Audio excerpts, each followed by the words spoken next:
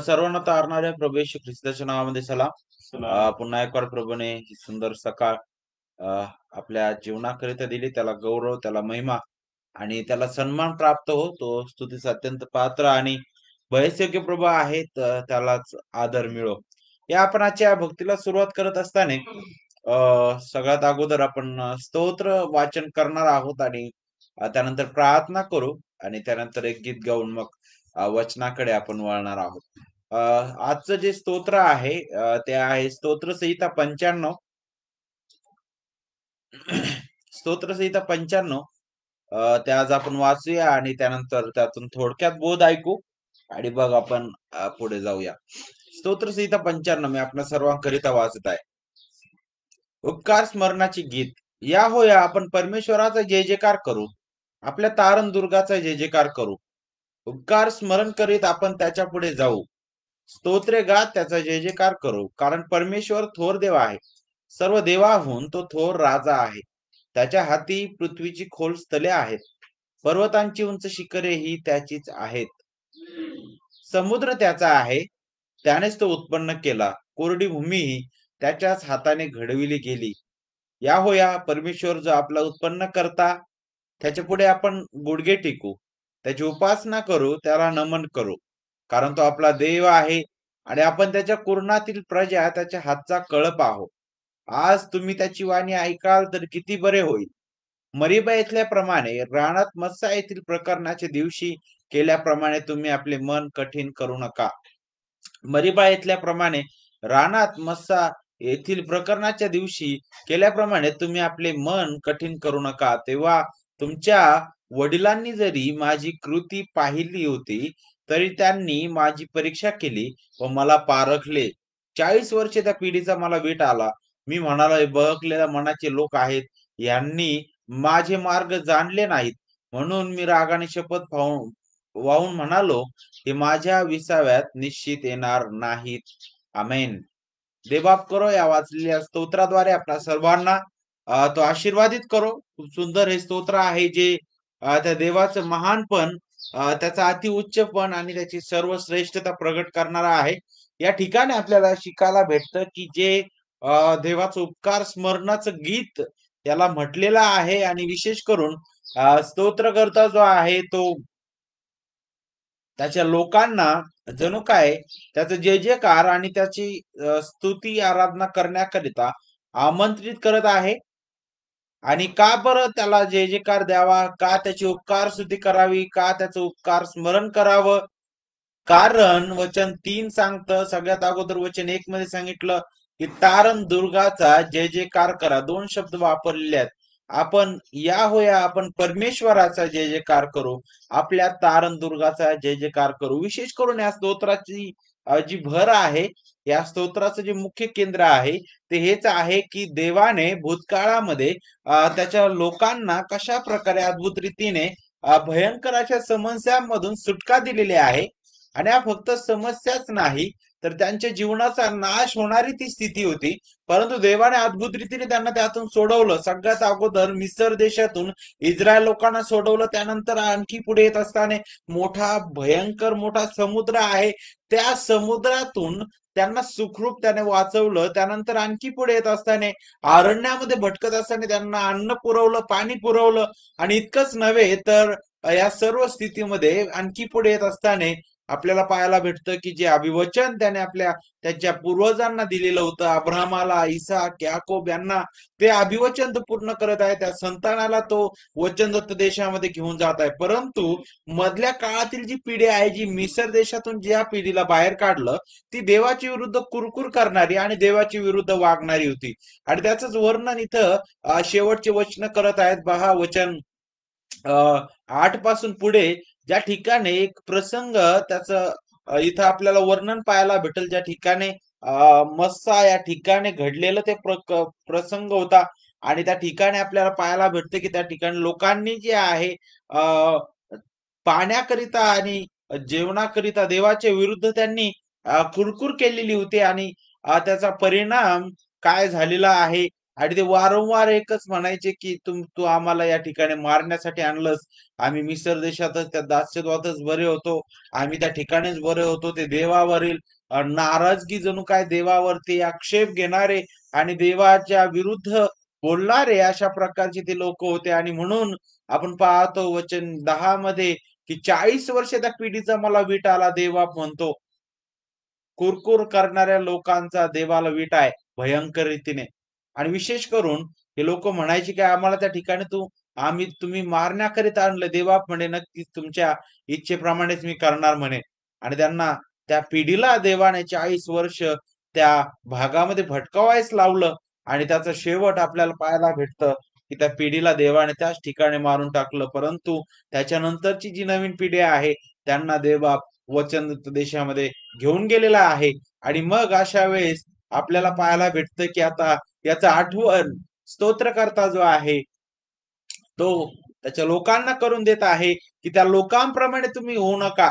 त्यांनी देवाचं कार्य अनुभवलं, त्यांनी पाहिली ती कृती की त्या अद्भुत रीतीने देवाने मिस्र देशातून त्या लोकांना सोडवलं, समुद्र दुभागला, त्या ठिकाणाहून त्यांना पुढे नेलं, रानात सगळ्या गोष्टी पुरविल्या, तरी सुद्धा ते लोक कुरकुर करणारे होते. आणि मग त्यांच्यावर देवाचा न्याय कशा प्रकारे आलेला आहे हे समजून घ्या.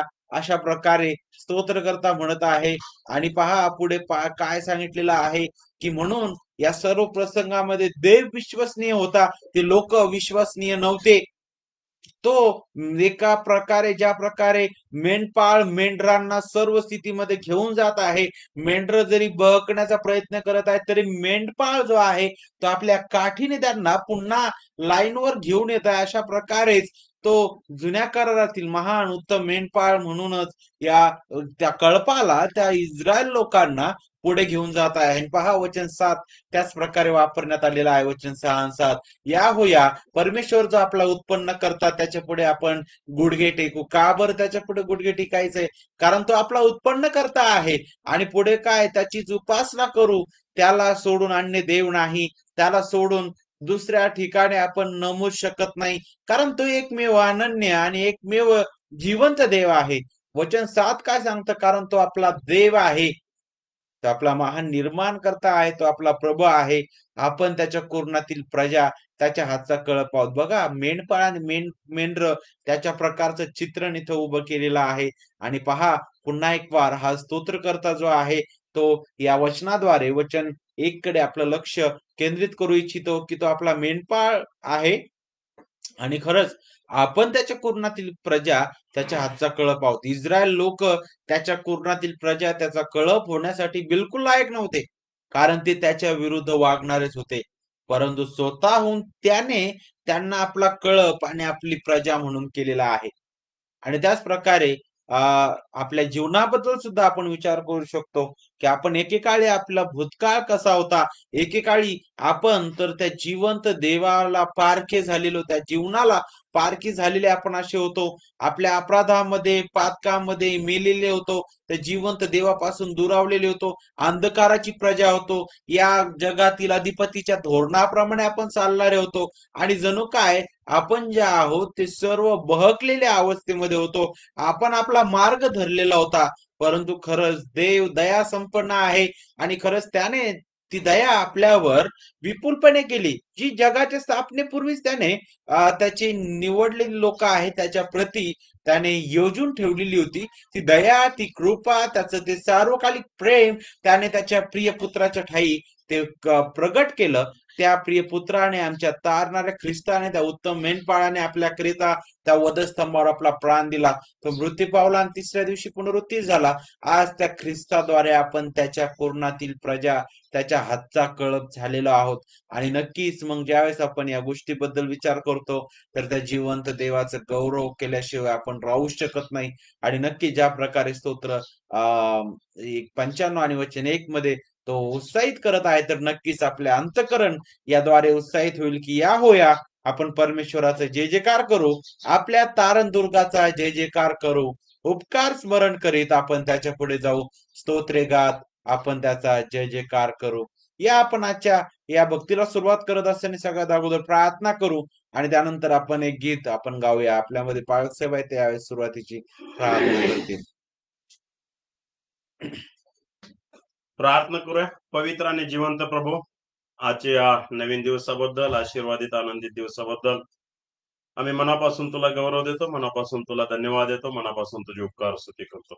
कारण प्रभू तू चांगला आहेस आणि तुझी दया सनातन आहे आणि स्तुतीस योग्य केवळ तूच आहेस देवबापा, हा आमचा विश्वास आहे. म्हणून देवबापा मनापासून आम्ही तुझे आभार मानतो. मागील आठवडा जो आमच्या जीवनासाठी दिलेला होता देवबापा, त्या आठवड्यामध्ये सर्व प्रकारे तू आम्हाला सहाय्य केलंस, मदत केलीस, कृपा लाभू दिलीस, आशीर्वादित केलंस. म्हणून देवबापा आम्ही तुझं गौरव करतो. देवबापा जीवनातील प्रत्येक प्रसंगामध्ये तू आम्हाला मार्गदर्शक होतोस, म्हणून आम्ही तुझे आभार मानतो. बिकट परिस्थिती असली तरी देखील देवबापा तू आम्हाला तू सहाय्य करतोस, म्हणून तुला धन्यवाद देतो. देवबापा तू दिलेल्या आरोग्याबद्दल, तू आम्हाला जिवंत ठेवलं या दयेबद्दल आम्ही तुझी स्तुती करतो. प्रभू येशू ख्रिस्ताबद्दल आम्ही तुझे विशेष आभार मानतो, कारण त्या तारणाऱ्याच्या द्वारेच आम्ही तुझ्यापर्यंत येऊ शकलो आणि तुला आब्बा आणि बाप्पा म्हणून हाक मारू शकलो. म्हणून आम्ही तुझी स्तुती करतो.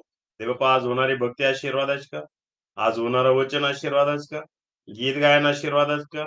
आणि देवबापा जे पवित्र वचन स्तोत्रामधून तू आम्हाला सांगितलेलं आहे की आम्ही आमची मने कठीण करू नयेत, तर प्रभूची वाणी ऐकावी. त्यासाठी देवबापा आम्ही तुझ्या हाती समर्पित होतो आणि विनंती करतो, तुझी ती वाणी समजण्यासाठी आणि ऐकण्यासाठी आमचं अंतःकरण आणि आत्मिक नेत्र तू उघडे ठेव. आणि देवबापा ती वाणी समजून घेऊन देवबापा त्यानुसार आचरण करण्यासाठी तू आम्हाला सहाय्य कर. देवबापा आम्ही केवळ वचन ऐकणारे असू नये, तर वचनाप्रमाणे अनुसरण करणारे असावे, यासाठी तुझी कृपा आम्हाला लाभू दे. विविध प्रिय लेकरं, विविध कुटुंब देवबापा ऑनलाईन चर्चच्या या माध्यमातून प्रभू देव एकत्र झालेले आहेत, आम्ही तुझ्याकडे विनंती करतो त्यांना देखील तुझा आशीर्वाद लाभू दे. प्रभू आमच्या अपराधांची आम्हाला क्षमा कर, तुझा पवित्र मार्ग समजू दे आणि त्यानुसार जीवन जगण्यासाठी सहाय्य कर. जे बहुमोल जीवन तू आम्हाला दिलेलं विश्वासणाऱ्याचं ते तुझ्या गौरवासाठी आम्ही वापरावं, यासाठी तुझं सहाय्य लाभू दे. सर्व गौरव तुला देतो, विशेष आभार मानतो. महामारीपासून तू आमचा बचाव केलेला आहेस. ही सर्व वेळ तुझ्या हाती दे, ती सर्व प्रार्थना जिवंत प्रभू येशू ख्रिस्ताच्या गोड नावात मागतो, म्हणून ऐक बापा. आमेन आमेन. आमेन. या आपण ह्यावेळेस देवाच्या गौरवासाठी एक गीत गाणार आहोत. मराठी गीत आहे, पतिताय चल सुची व्हायाला. या गीताद्वारे आपण प्रभूला गौरव देऊ, त्याची स्तुती करू, त्याला सन्मान आणि बहुमान आपण देऊया.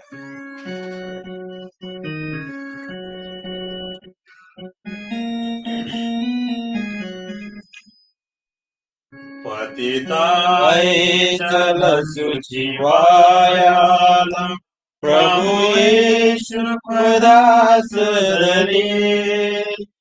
अग सिंधू मधुनी तरायाला, प्रभू येशू कृपाच करी. प्रभुच्या प्रभुच्या प्रभुच्या दरबंद पदा, जग उद्धारक गुरु राजाच्या, न तुझ्या पदमुक्ती पदा. प्रभु येशू क्षितिवरी आलाया, बघतोची समर्थ सखा. अगपाशा जड करी तोडाया, तुझ देईल नित्य सुखा. प्रभुच्या प्रभुच्या प्रभुच्या दरवंद्य पदा, जगदुधारक गुरु राजाच्या, न तुझ्या पदमुक्ती पदा. मनवितो पतित सखा दे, अगमुक्ती विनम्र जना. म्हणून तू शरण दया जाई, प्रभु देईल शांती मना.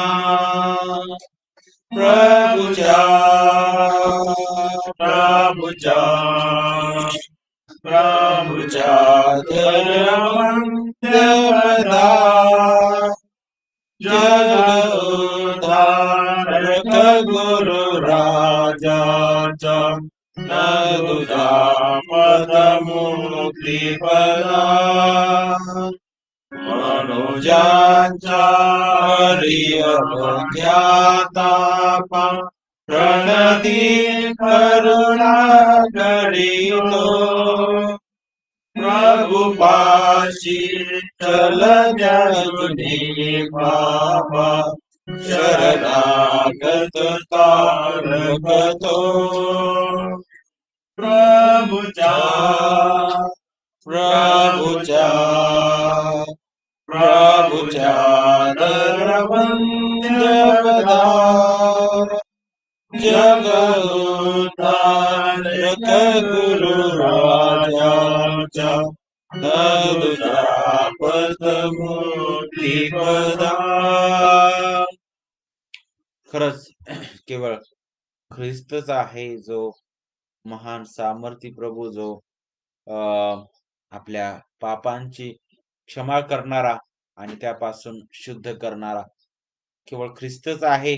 त्याचं ते परिपूर्ण अर्पणच आपल्याला आपल्या त्या पापापासून शुद्ध करण्यास आणि त्या जिवंत देवासोबत समेट घडवून आणण्यास समर्थ आहे. आणि नक्कीच प्रभूच्या प्रभूच्या प्रभूच्या धर वंदे पदा जग उद्धारक गुरु राजाच्या न तुझ्या पथ मुक्ती पदा. त्याच्याशिवाय दुसरा मुक्तीदाता नाही आणि तोच एकमेव प्रभू आहे ज्याच्या चरणी आपण जाऊ शकतो आणि त्याला शरण येऊ शकतो. याद्वारे त्याला गौरव, त्याला महिमा आणि सन्मान प्राप्त हो.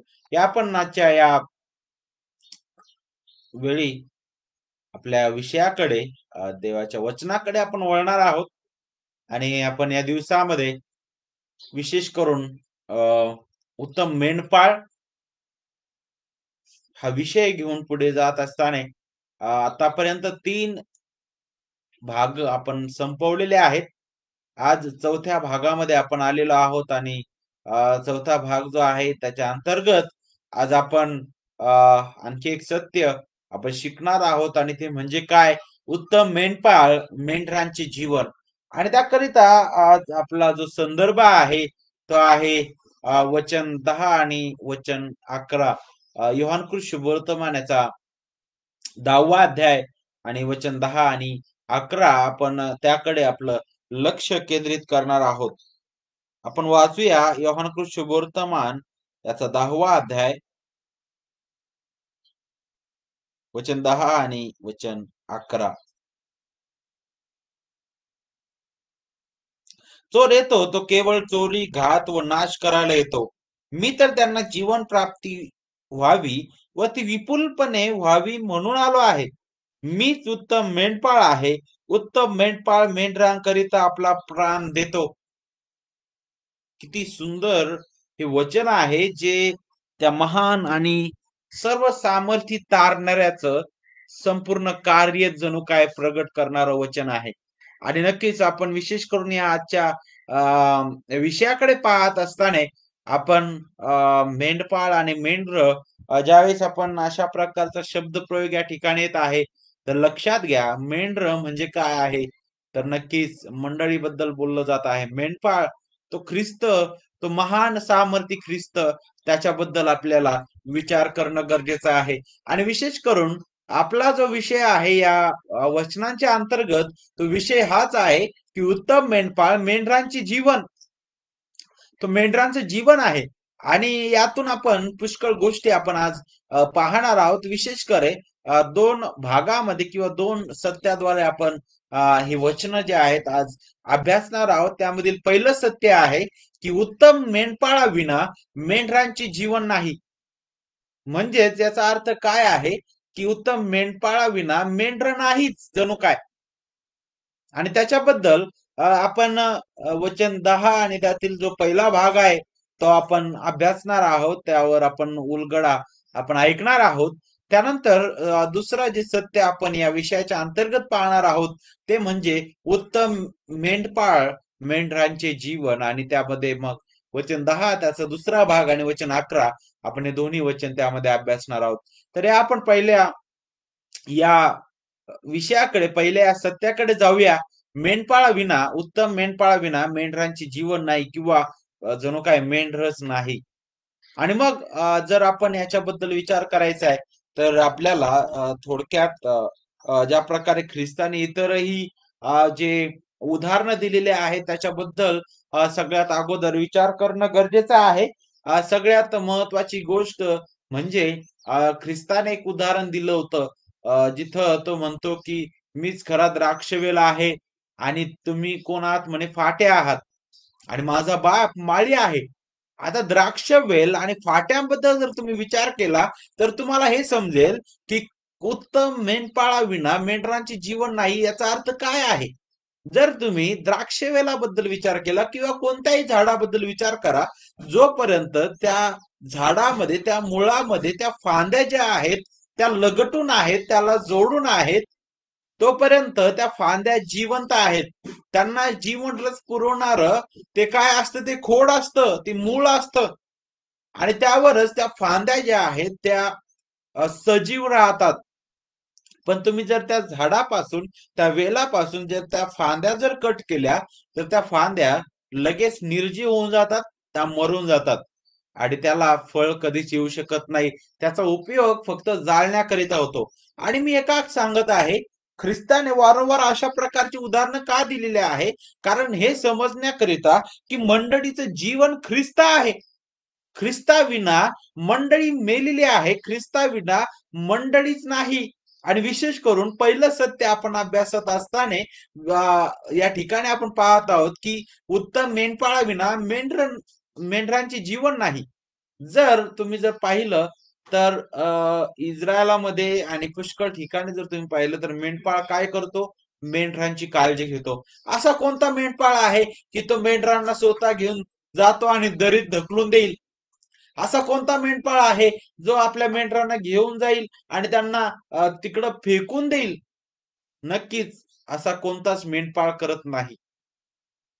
आणि नक्कीच जर मेंढपाळ नाही तर मेंढरं नक्कीच नाशाकडे आणि नाशाकडे जातील. कारण स्वतःहून मेंढरं आपला मार्ग धरू शकत नाहीत. स्वतःहून ते सरळ मार्गाने चालू शकणार नाहीत. स्वतःहून ते योग्य दिशेने चालू शकणार नाहीत. स्वतःहून ते हिरव्यागार कुर्ण जाऊ शकणार नाहीत. स्वतःहून ते संत पाण्यावर जाऊ शकणार नाहीत. स्वतःहून ते कधीच योग्य मार्गाने जाऊ शकणार नाहीत. कारण ते बहकणारे आहेत आणि म्हणून त्यांना मेंढपाळाची गरज आहे. आणि या आपण विशेष करून उत्तम मेंढपाळाविना मेंढरांचे जीवन नाही याबद्दल, या सत्याबद्दल पाहत असताना योहान 10वा अध्याय आणि वचन 10 त्याचा जो पहिला भाग आहे तो आपण वाचूया. पहा त्यामध्ये काय सांगितलंय. चोर येतो तो केवळ चोरी, घात व नाश करायला येतो. पहा इथं तुम्हाला काय पाहायला भेटत आहे. इथं ज्यावेळेस ख्रिस्त स्वतःला उत्तम मेंढपाळ म्हणून घेत आहे तर इकडं त्याच्या विरोधात तो चोर हा शब्द प्रयोग वापरत आहे, शब्द प्रयोग करत आहे या ठिकाणी. आणि का बरं अशा प्रकारे ख्रिस्त त्या ठिकाणी बोलत आहे?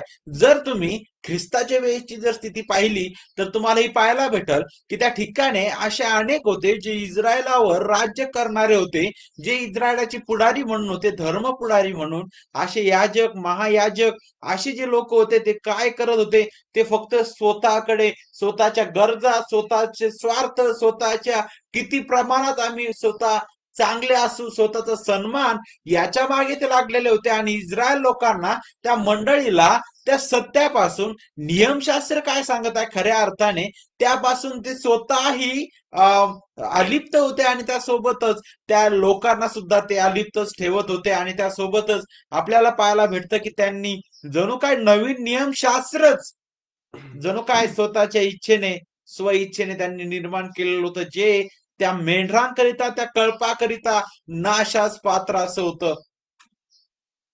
जणू काय अशा प्रकारे हे आहे की जर एखादा बाप जो आहे तो आपल्या मुलाला काय करतो बरं?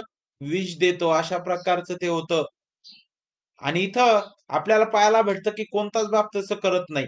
किती वाईट बाप असला तरी तो तसं करू शकत नाही. परंतु हे कोण करणार?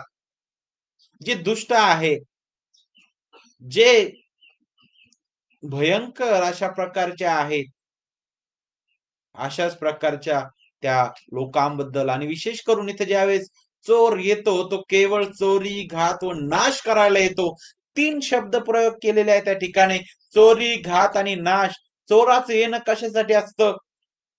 सर्वसाधारणपणे जर तुम्ही त्या ठिकाणची संस्कृतीचा जर अभ्यास केला तर तुम्हाला हे पाहायला भेटेल की ख्रिस्ताने जवळजवळ जे काही उदाहरणं सांगितलेले आहेत ते समोर घडणाऱ्या घटनांकडे पाहून तो ते सांगत असायचा, जेणेकरून त्या घटनेद्वारे त्यांना तो आत्मिक अर्थ कळावा. आणि त्यातील तो समोरच्या दिसणाऱ्या त्या उदाहरणावरूनच तो बोलत आहे. त्या काळामध्ये कदाचित अशा प्रकारची स्थिती होती की ज्या प्रकारे आता मेंढरं जे होते ते मेंढरं जणू काय त्या लोकांची मालमत्ता, मोठी मालमत्ता, जणू काय तो सगळ्यात श्रीमंत मानला जायचा ज्याच्याकडे जास्त मेंढरं आहेत.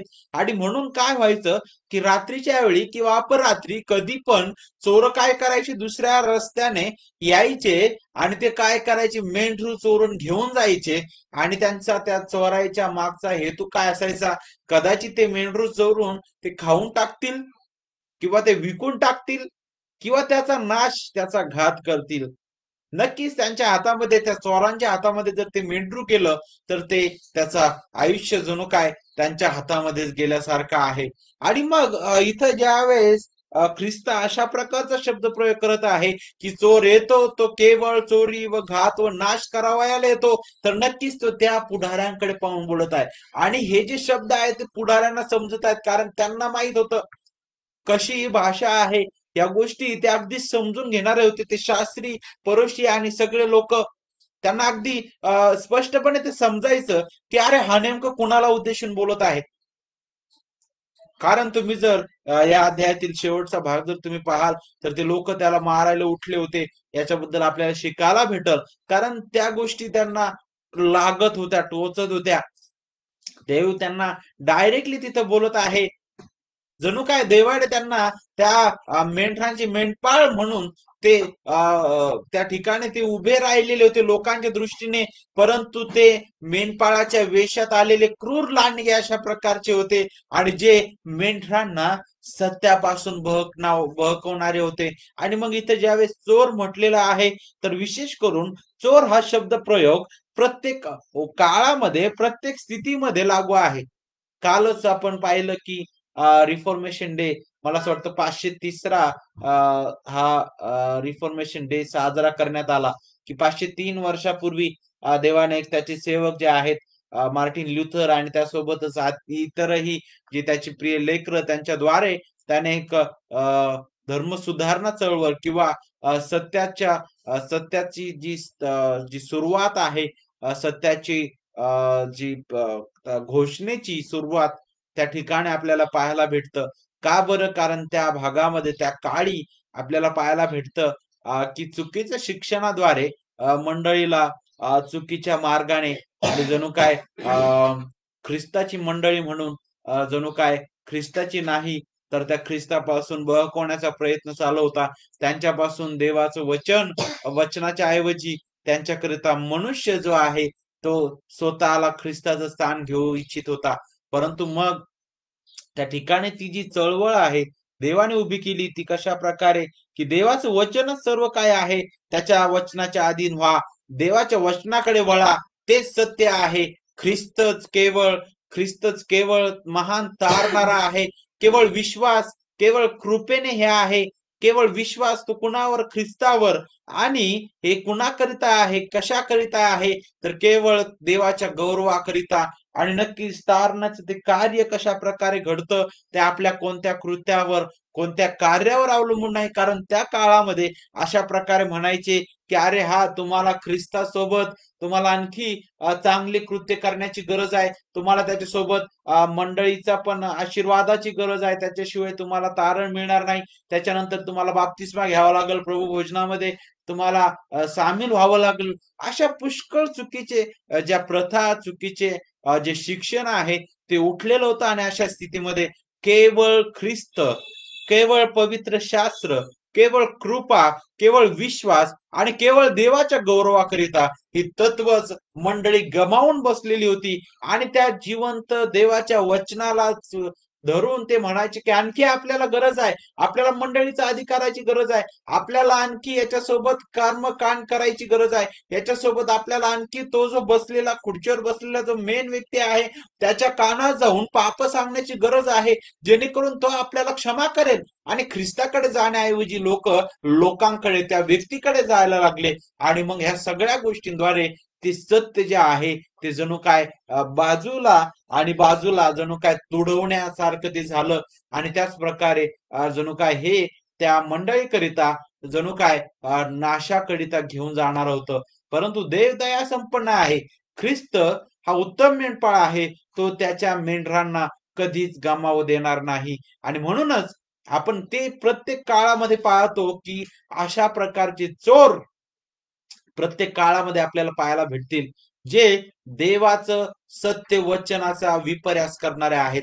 देवाचं सत्य तत्व जे आहेत ते चुकीच्या प्रकारे मिसळून ते सांगणारे आहेत. आणि पहा, आपल्याला पाहायला भेटतं की देवाच्या वचनामध्ये भेळ मिसळ करणं आणि स्वतःची इच्छा प्रकट करणं हा सैतानी स्वभाव आहे. आणि तो जिवंत देवाच्या विरुद्ध वागणारा तो आहे. आणि त्या ख्रिस्ताच्या त्या महान मेंढरांना अशा प्रकारे बहकवण्याचा ते प्रयत्न करणारे ती लोक आहेत. आणि मग नक्कीच इथं चोर हा जो शब्द वापरलेला आहे तो म्हणजे अशास्त्रीय तत्वाने त्याच्या मंडळीला बहकवणारे जे लोक आहेत त्यांच्याबद्दल बोललेलं आहे. आणि अशास्त्रीय तत्व चुकीचं शिक्षण मंडळीला चुकीच्या दिशेने घेऊन जातं. आणि त्याचा शेवट मात्र घात, नाश होतो. चोरी ख्रिस्तापासून ते जिवंत देवापासून सत्यापासून चोरणारे ते आहेत आणि ते नाशाकडे घेऊन जाणारे आहेत. परंतु देव ख्रिस्त त्याच्या मेंढरांचं जतन करता आहे. त्याच्या मेंढरांकरिता त्याने प्राण दिलेला आहे आपला. आणि त्याच्या मेंढरांना नाशापासून त्याने वाचवलेला आहे. जरी हे शिक्षक जरी चोर येतो तरी मेंढपाळ हा समर्थ आहे त्या चोराला हाकलून देण्याकरिता आणि त्याच्या मेंढरांना वाचवण्याकरिता त्या चोरीपासून, घातापासून आणि नाशापासून.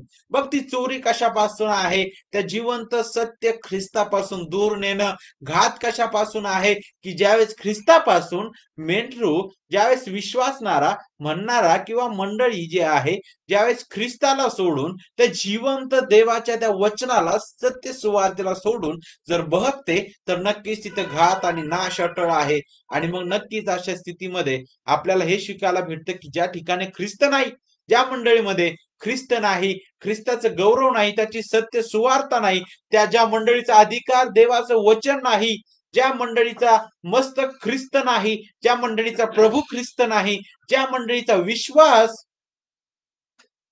हा पूर्णपणे पवित्र शास्त्रावर आधारित नाही, जी मंडळी असा विश्वास ठेवत नाही की तारण केवळ कृपेने आहे, ते केवळ प्रभू येशू ख्रिस्ताद्वारे, ते केवळ विश्वासाने आहे, तो विश्वास सुद्धा देवाचं दान आहे. आणि या सर्व गोष्टीमध्ये तारणामध्ये सुरुवातीपासून आणि शेवटपर्यंत केवळ देवच कार्यरत आहे. मी काहीच करत नाही, कारण मी तर माझ्या अपराधामध्ये आणि पातकामध्ये मृत असा होतो आणि आहे.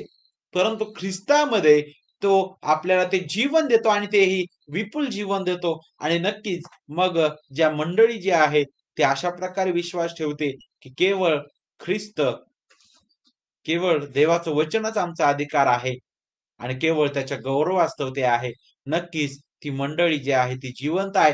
परंतु जी मंडळी ख्रिस्ताविना आहे, जरी जगाच्या दृष्टीने अशी दिसत असेल की अरे ती ख्रिस्ती दिसत आहे, परंतु जर तिथं ख्रिस्त नाही तर ती मंडळी जी आहे ती मेलेली आहे. त्या ठिकाणी सत्य सुवार्ता नाही, तर ती मंडळी मेलेली आहे. ज्या मंडळीचा अधिकार एक देवाचे सेवक आहेत, मला असं वाटतं विल्यम टेंडेल, ते अशा प्रकारे म्हणतात की जी मंडळी जी आहे देवाच्या वचनाचा अधिकार नाकारते, ती मंडळी अशा प्रकारची आहे ज्या प्रकारे एखादं जहाज जे आहे ते समुद्रातून जात असताना एका जो मोठा खडक आहे त्या खडकाला आदळतं आणि फुटून ते विध्वंस होतं किंवा त्याचा नाश होतो. त्या प्रकारे ती मंडळी आहे, ती नाशास पात्र आहे, जी पवित्र शास्त्राचा अधिकार नाकारणारी आहे, जी केवळ ख्रिस्त, केवळ कृपा, केवळ विश्वासाच्या द्वारे आणि केवळ ख्रिस्ताद्वारे ते तारण आहे, तारण पूर्णपणे देवाचं आहे. ते केवळ देवाच्या गौरवास्तव आहे.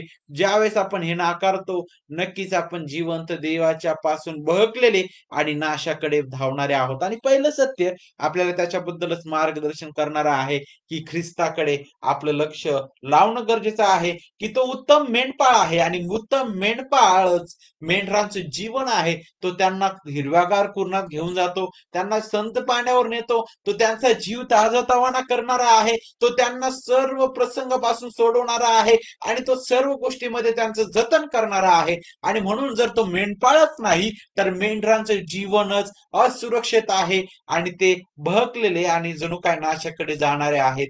आणि नक्कीच मग आपल्याला तो उत्तम मेंढपाळ कोण आहे? ख्रिस्त आहे. आणि मग अशा परिस्थितीमध्ये त्याने सुद्धा त्याचे लेकरांना, त्याच्या मेंढरांना सांभाळण्याकरिता त्याच्या लोकांना त्याने उभं केलेलं आहे सेवक म्हणून. आणि ते मग नक्कीच त्या मेंढरांना त्या मेंढपाळाच्याच अधीन ठेवतात. आणि मग नक्कीच त्या सेवकामध्ये सुद्धा असे पण जे आहेत, जे त्या मेंढपाळापेक्षा, त्या उत्तम मेंढपाळापेक्षा, ख्रिस्तापेक्षा आपल्याला मंडळीने अधिक चांगलं म्हणावं, आपल्याकडे ते अधिक त्यांनी बारकाईने आणि जणू काय ख्रिस्तापेक्षा आपल्याला तो मान मिळावा. ज्यावेळेस अशा प्रकारे कोणीही मंडळीमध्ये विचार करायला लागतो तर नक्कीच ते नाशास पात्र असे विचार आहेत आणि ती मंडळी सुद्धा नक्कीच बहकलेल्या अवस्थेमध्ये आहे. आपल्याला सर्वदा ख्रिस्ताची गरज आहे. ख्रिस्तच मंडळीचं जीवन स्रोत आहे. ज्या प्रकारे सुरुवातीलाच मी सांगितलं, की ज्या प्रकारे त्या वेलातून जर फाटा तुम्ही वेगळा केला तर तो फाटा मरून जातो, निर्जीव होतो आणि आपल्याला पाहायला भेटतं की त्या फाट्याला वेलाची गरज आहे. ख्रिस्ताविना त्याच प्रकारे मंडळी मृत अशी आहे. आणि म्हणूनच दुसऱ्या सत्याकडे जात असताना मग आपल्याला हे पाहायला भेटतं, की मग नक्कीच उत्तम मेंढपाळ हे मेंढराचं जीवन आहे. आणि पहा वचन 10 याचा दुसरा भाग आणि वचन 11 काय सांगतोय? मी तर त्यांना जीवन प्राप्ती व्हावी व ती विपुल व्हावी म्हणून आलो आहे. एकीकडे ख्रिस्त चोराबद्दल सांगत आहे, तर दुसरीकडे तो मी तर हा जो शब्द प्रयोग आहे तो विरोधाभासाने वापरत आहे. तो त्यांच्याकडे पाहून बोलत आहे, की हे जे आहेत, जे जिवंत देवापासून बहकवणारे, जे त्या मेंढपाळापासून मेंढरांना बहकवणारे, जे त्या मेंढरांना चोरणारे, जे त्या मेंढरांचा घात करणारे आणि नाशाकडे घेऊन जाणारे आहेत. परंतु ख्रिस्त हा असा उत्तम मेंढपाळ आहे, जो त्यांना मेंढरांचं जीवन आहे. त्या जीवनाचा तो स्रोत आहे. कशा प्रकारे तो जीवनाचा स्रोत आहे त्याच्याकरिता आपल्याला पाहायला भेटतं इथं दोन प्रकारे तो शब्द वापरलेला आहे. इथं सर्वसाधारणपणे सगळ्यात अगोदर सांगितलं की मी तर त्यांना जीवन प्राप्ती व्हावी अशा प्रकारे शब्द प्रयोग केलाय व ती विपुलपणे व्हावी. जीवन प्राप्ती आणि विपुलपणे जीवन प्राप्ती याच्यामध्ये काय फरक आहे? ख्रिस्त अशा प्रकारे शब्दप्रयोग का करत आहे? जीवन प्राप्ती आणि विपुल जीवन प्राप्ती यामधील फरक जर आपल्याला समजायचा आहे तर पुन्हा एक वार त्या संस्कृतीबद्दल आपल्याला विचार करणं गरजेचं आहे. का बरं? कारण ते लोक बाहेरील रीतीने मनुष्याच्या दृष्टीने जिवंत दिसत होते, परंतु आत्मिक रीतीने मेलेले होते.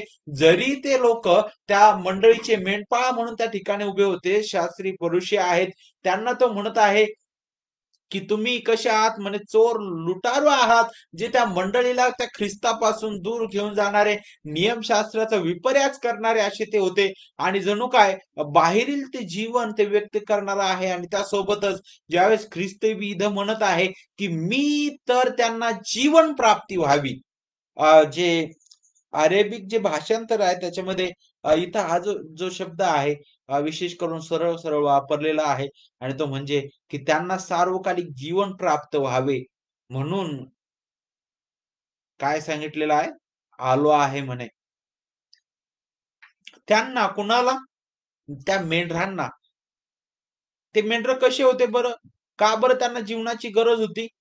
कारण निर्मया 53 अगदी स्पष्ट रीतीने सांगतं की आपण आपला मार्ग धरला होता, मेंढराप्रमाणे आपण बहकून गेलो होतो.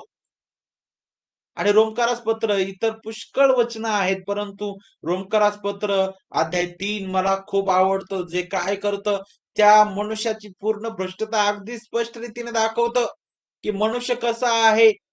कोणीच नीतिमान नाही, एक देखील नाही. सर्वांनी आपापला मार्ग धरलेला होता. आपण बहकलेले असे होतो. त्या जिवंत देवाच्या जीवनाला पारखे झालेलो होतो. आपण आपल्या जो पाय आहे तो रक्तपाताकडे धावणारा होता. त्या जिवंत देवाचा शोध झटून करणारे आपण नव्हतो. का बरं आपण त्याचा शोध झटून करणारे नव्हतो? कारण इफिसकारास पत्र याचा दुसरा अध्याय वचन 1 मध्ये सांगितलं, कारण आपण आत्मिक रीतीनं मेलेलो होतो आणि मेलेला माणूस काहीच करू शकणार नाही. आणि म्हणून त्या मेलेल्या व्यक्तीला जीवन प्राप्त व्हावं, सगळ्यात अगोदर तो जिवंत व्हावा, हे अगदी उचित आहे. जर तुम्ही पाहिलं की आदामाला देवाने घडवलं आणि तिथे एक शब्द प्रयोग करण्यात आलेला आहे, त्याच्यामध्ये त्याच्या नाकपुड्यात त्याने जीवनिश्वास फुंकला. जर तो जीवनिश्वास फुंकलाच नसता तर तो आदाम मातीचा पुतळाच असता. त्याला उभं करणारा देव होता, जीवन देणारा तो देव होता. आणि प्रतिकात्मक रीतीने आपण त्या घटनेबद्दल विचार केला. त्याचबरोबर जर आपण लाजरस तो मेलेला होता, तो पुन्हा आपण पाहतो 4 दिवस झाले होते आणि त्याची सडलेली अवस्था होती. जणू काय ख्रिस्ताचे ते शब्द लाजरा बाहेर आहे, ते त्याच्यासाठी जीवन श्वास फुकणारे होते. आणि पहा, हे अगदी स्पष्ट रीतीने ख्रिस्त ज्या प्रकारे निकदेमसला देखील म्हणतो की नव्याने जन्मल्या वाचून कोणी देवाचं राज्य पाहू शकत नाही. नवीन जन्म काय आहे तर यालाच म्हणतात नवीन जन्म, की आपण आपल्या अपराधामध्ये पातकामध्ये मृत असे होतो, परंतु ख्रिस्त आपल्याकरिता या भूतलावर आला. त्याने आपल्याकरिता त्या वधस्तंभावर आपला प्राण दिला. आपण जे त्या जिवंत देवाच्या जीवनाला पारखी झालेलो होतो, आपण त्याच्या गौरवाला अंतरलेले होतो, आपण जे त्या जिवंत देवाच्या क्रोधाखाली होतो, त्या आपल्याला त्यापासून वाचवण्याकरिता ख्रिस्ताने त्या वधस्तंभावर आपला प्राण दिला. त्याने त्या पित्याची सर्व नियम अटी त्याच्या जीवनाद्वारे त्याने पूर्ण केल्या. जे जे नियम आणि ज्या अटी देवाने आपल्याकरिता लावून दिलेल्या होत्या, जे आपण पालन करण्यासाठी आपण पात्र असफळ झालो. जे नियमशास्त्र देवाने लावून दिलं ते पाळण्यास आपण बिलकुलच लायक नव्हतो. ते नियमशास्त्राधीन असा ख्रिस्त जीवन जगला आणि नियमशास्त्राधीन असाच त्याने आपल्या बदली त्या वधस्तंभावर आपला प्राण दिला. तो मृत्यू पावला आणि तिसऱ्या दिवशी पुनरुत्थित झाला, यासाठी की तो सर्व सामर्थ्य तारणारा आहे. आणि जो कोणी त्याच्यावर विश्वास ठेवतो त्याचा नाश होणार नाही, तर त्याला सार्वकालिक जीवन मिळेल, प्राप्त होईल. आणि नक्कीच तशाच प्रकारचा शब्द प्रयोग आहे, तर त्यांना जीवन प्राप्ती व्हावी. जीवन प्राप्ती व्हावी तर नक्कीच सर्वसाधारणपणे आपला भूतकाळ दाखवणारा हा शब्द आहे. आणि नक्कीच सार्वकालिक जीवनाबद्दल इथं बोललं जात आहे की आपण मेलेलो होतो, परंतु आता ख्रिस्तात आहे आपण जिवंत आहोत. परंतु इथं पुढे आणखी एक शब्द प्रयोग केलेला आहे की ती विपुलपणे व्हावी. मग विपुलपणे होणं काय आहे? हे जीवन ज्यावेळेस इथं विपुलपणे व्हावी हा शब्द प्रयोग केलेला आहे, तर विपुलपणे हा शब्द आपल्याला कशा प्रकारे दाखवत आहे की या जीवनापेक्षा काहीतरी अधिक आहे. आणि ते म्हणजे काय? ख्रिस्त सर्व काही. कारण ख्रिस्त स्वतः जीवन आहे. ख्रिस्ताद्वारे आपल्याला पाहायला भेटतं की पित्याने ते सर्व आत्मिक आशीर्वाद देऊन आपल्याला आशीर्वादित केलेलं आहे. गलतीकारास पत्र आपल्याला शिकवतं.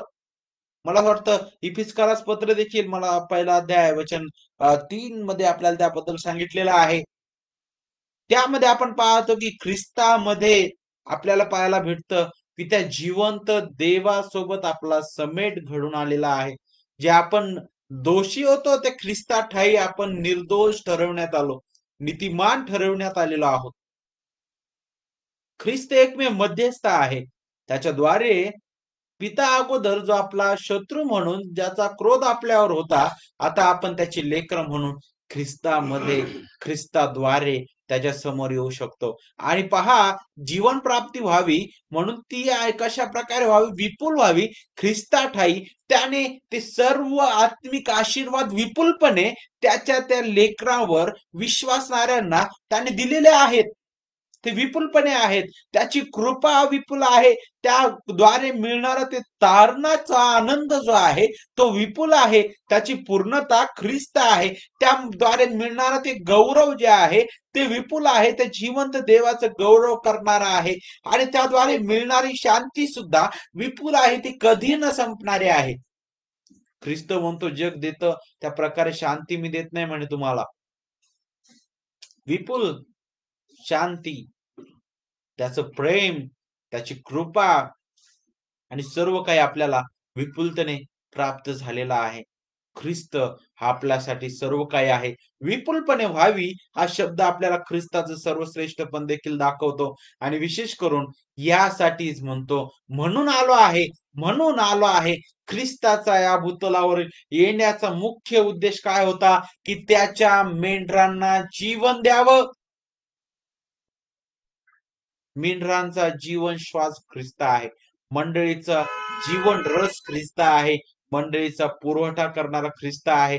मंडळीला जिवंत करणारा, मंडळीला चालविणारा, मंडळीचा सर्वाधिकारी आणि मंडळीचं जतन करणारा ख्रिस्तच आहे.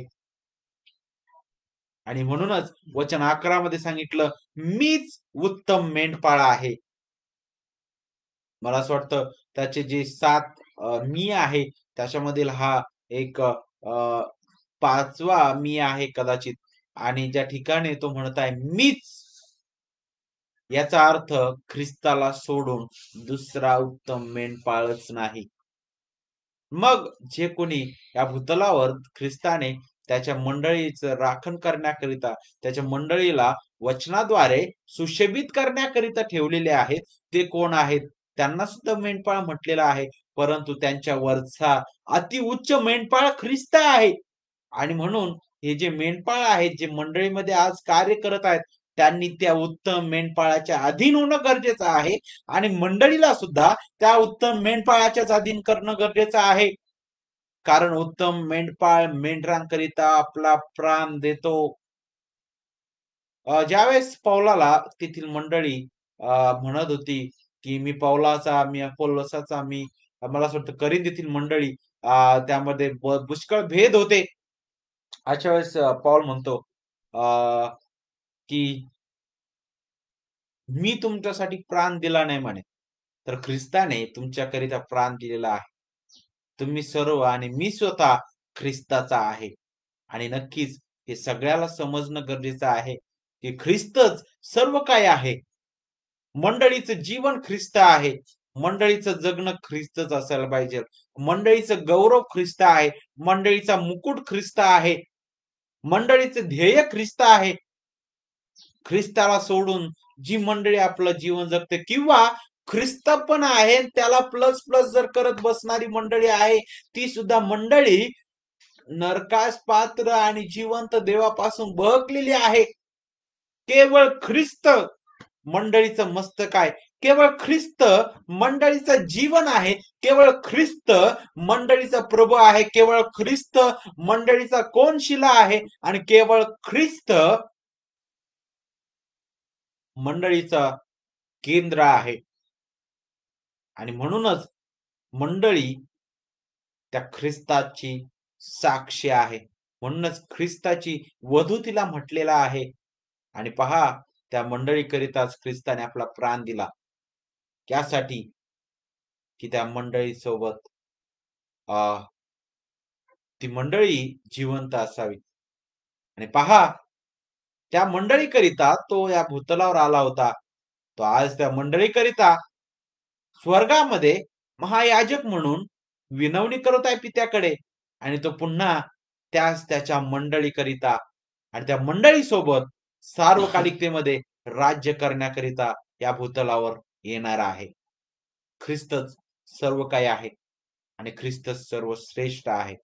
आपलं लक्ष ख्रिस्ताचा वधस्तंभ, त्याची महानता, त्याच्याकडे नित्य आपल्याला देणं गरजेचं आहे. म्हणून देवाचे प्रिय लेकरांनो, या विषयाच्या अंतर्गत आपण पुढे जात असताना विशेष करून हे लक्षात घेणं गरजेचं आहे की मंडळीचं ध्येय ख्रिस्त आहे, मंडळीचं जीवन ख्रिस्त आहे आणि म्हणून मंडळीने साक्ष सुद्धा ख्रिस्ताचीच द्यावी. याचा अर्थ असा नाही की जे सेवक तुमच्या मंडळीमध्ये ठेवलेले आहेत त्यांचा मान करू नका, अशा प्रकारे पण नाही सांगितलेलं. परंतु त्यांना ख्रिस्ताची जागा कोणीच देऊ नये. कोणताच सेवक ख्रिस्ताची जागा घेण्यास लायक नाही. कोणताच व्यक्ती, कोणताच मोठा अधिकारी असू द्या, कुणीही असू द्या, तो ख्रिस्ताची जागा घेऊ शकत नाही. ख्रिस्त सर्वश्रेष्ठ आहे आणि मंडळीसाठी आणि विश्वासणाऱ्यांकरिता तो सर्व काही आहे. सर्व गौरव, सर्व आदर, महिमा त्याला मिळो. मग या विषयाच्या शेवटी येत असताना आपण आत्ताच शिकलो, की मंडळी ख्रिस्ताविना मंडळीचं जीवनच नाही. ख्रिस्तच मंडळीचे जीवन आहे. तर मग आपल्या अ, या विषयाच्या अंतर्गत मग आपल्या जीवनाकरिता लागूकरण काय आहे? ख्रिस्ताची मंडळी या नात्याने आपल्याला ख्रिस्त अधिक शिकणं गरजेचं आहे. ख्रिस्त अधिक जगणं गरजेचं आहे. ख्रिस्त अधिक गाजविणं गरजेचं आहे आणि ख्रिस्तच गौरविणं गरजेचं आहे. त्याद्वारे पित्याचं गौरव होतं आणि ती मंडळी ख्रिस्ताचं गौरव प्रगट करणारी आहे. परंतु जी मंडळी ख्रिस्ताला अ, ख्रिस्ता सोबत आणखी काही गोष्टींचं जोड करत बसते, ती मंडळी ख्रिस्ताची नाही, तर ती ख्रिस्तासोबत अ, ख्रिस्ताला नाकारणारी आहे आणि ख्रिस्ताला ती ख्रिस्ताचा अपमान करणारे आहे. म्हणून ख्रिस्ताची मंडळी या नात्याने आपल्याला नित्य ख्रिस्ताच्या अधीन होणं गरजेचं आहे. ख्रिस्ताच्या आज्ञा पाळणं गरजेचं आहे. ख्रिस्ताच्या वचनाचा अधिकार समजून घेणं गरजेचं आहे. जे वचन लिखित स्वरूपात त्याने आपल्याला दिलेलं आहे, त्या वचनाच्या अधीन आपल्याला होणं गरजेचं आहे. तोच आपला अधिकार आहे. देवबाप तुम्हाला याद्वारे आशीर्वादित करो आणि या वचनाप्रमाणे चालण्यासाठी त्याची कृपा करू. आपण प्रार्थना करूया. प्रिय बाप्पा, आम्ही आभार मानतो. ख्रिस्त जो सर्व काही, सर्वश्रेष्ठ आमचा उत्तम मेंढपाळ त्याकरिता, ज्याने आमच्याकरिता स्वतःचा प्राण दिला, तो मृत्यू पावला आणि तो सर्व सामर्थ्य तारणारा आहे. म्हणून पवित्र बापा, तो जिवंत झालेला आहे. पित्या, आम्ही तुझे उपकार मानतो त्या तुझ्या प्रिय पुत्राठायी, जे अनमोल जीवन तू दिलेलं आहेस. प्रभू, प्रत्येक तुझ्या त्या मंडळीला हे समजू दे, की ख्रिस्त सर्व काही आहे. पवित्र बापा, आम्ही ख्रिस्तासोबत काहीच जोडू शकत नाही. ख्रिस्तासोबत आम्ही कुणाची तुलना करू शकत नाही. केवळ ख्रिस्त सर्वश्रेष्ठ आहे. प्रभू, आमचा अधिकार केवळ तुझं पवित्र वचनच असावं याकरिता सहाय्य कर. आमचं केंद्र केवळ ख्रिस्त असावं याकरिता प्रभू तो आम्हाला सहाय्य कर. पवित्र बापा, आम्ही तुझ्या हाती पडतो. ते बाप्पा, जे कोणी या ठिकाणी तुझं वचन ऐकणारे आहेत, प्रत्येकाला ख्रिस्ताचं गौरव योग्य रीतीने समजण्यास, प्रभू तुझी सत्य सुवार्ता योग्य रीतीने समजण्यास सहाय्य कर. गेलेला आठवडा आमच्या जीवनासाठी आशीर्वादाचा केलास. येणारा आठवडा देखील आशीर्वादाचा असू दे. जे कोणी देवबाप्पा विविध प्रसंगाने व्यापलेले आहेत, अशा सर्व स्थितीमध्ये प्रभू त्यांचा पाठीराखा तू हो आणि पवित्र बापा त्यांची काळजी देवबाप्पा तू घे या सर्व स्थितीमध्ये. देवबाप्पा, या प्रसंगामध्ये, या दिवसामध्ये विविध अडचणींना तोंड देत असलेली तुझी प्रिय पवित्र बापा, त्यांना सर्वतोपरी तू सहाय्य कर. जे आजारी असतील अशांना आरोग्य दे. जे दुःखात असतील अशांचं सांत्वन तू कर. ज्यांना अजूनपर्यंत ख्रिस्त माहीत नाही अशांना ख्रिस्त तुझ्या महान सुवार्तेने समजू दे. देवबाप्पा, जे आत्मिक रीतीने दुबळे आहेत, त्यांना तुझ्या वचनाद्वारे सबळ कर. सर्व गौरव आम्ही तुला देतो. प्रभू येशूच्या प्रेमळ आणि गोड नावामध्ये प्रार्थना मागतो म्हणून तो आहे. आमेन. पुन्हा एक वार तुम्हाला सलाम. प्रभू तुम्हाला आशीर्वादित करो. प्रभू येशू ख्रिस्ताने दिलेली शांती आपणा सर्वांसोबत असो आणि तो तुम्हाला सहाय्य करो. आमेन.